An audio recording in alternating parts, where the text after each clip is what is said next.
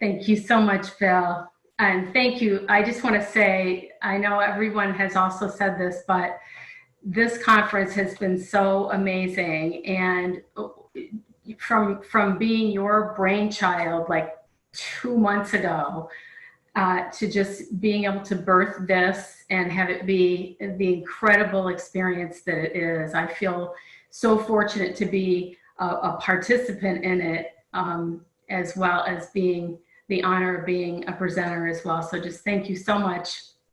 And thanks, Spirit, for working through you in this beautiful way.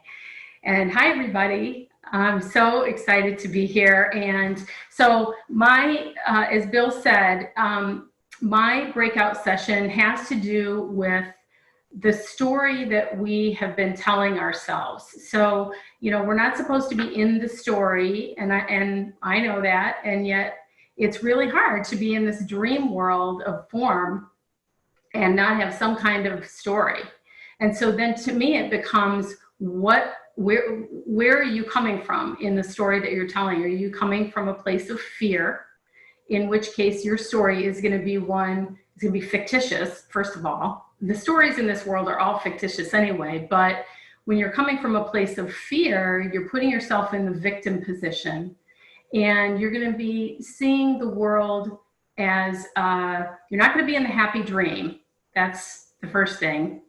And you're going to be seeing the world as a place that is attacking, and you're going to have things going on like feeling like you're having terrible experiences or relationship issues or financial problems or bodily conditions, or you get fired or something happens to whatever. I mean, I can't really list all of the ways, all the stories that we could be telling ourselves, and yet every single story, everything that happens can also be reframed from a place of love, and the story is completely different.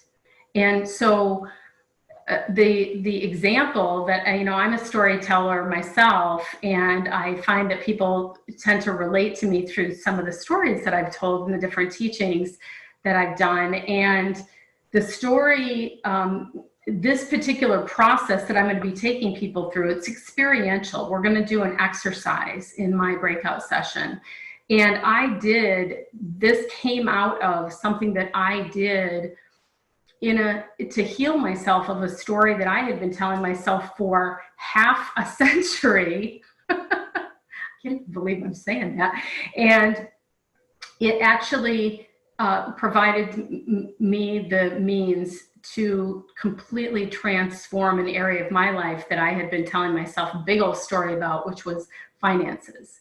And it's almost unrecognizable now to what it was just a few years ago when I sort of had this epiphany about the way that I was regarding something that happened in my life. It was a message that I got very, very early on in my life. And it was not the message itself, it was the way that I interpreted it. The Course in Miracles says that I've given everything all the meaning that it has for me in lesson number 2. And I had given this particular message a meaning, and it was wrong. And yet it governed the first 50 years of my financial life. The choices I made, the way that I thought about myself, the way that I thought about the world and my place in it.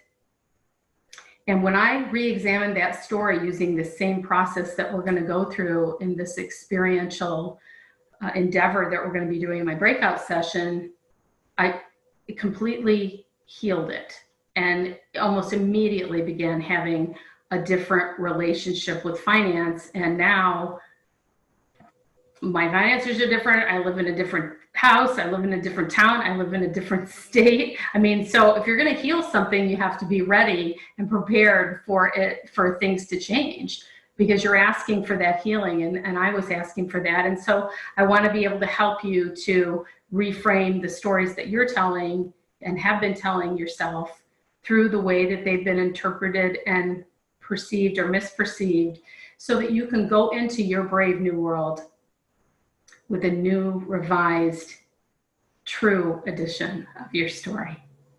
So I look forward to you being there, and I hope you'll join me. Thank you so much.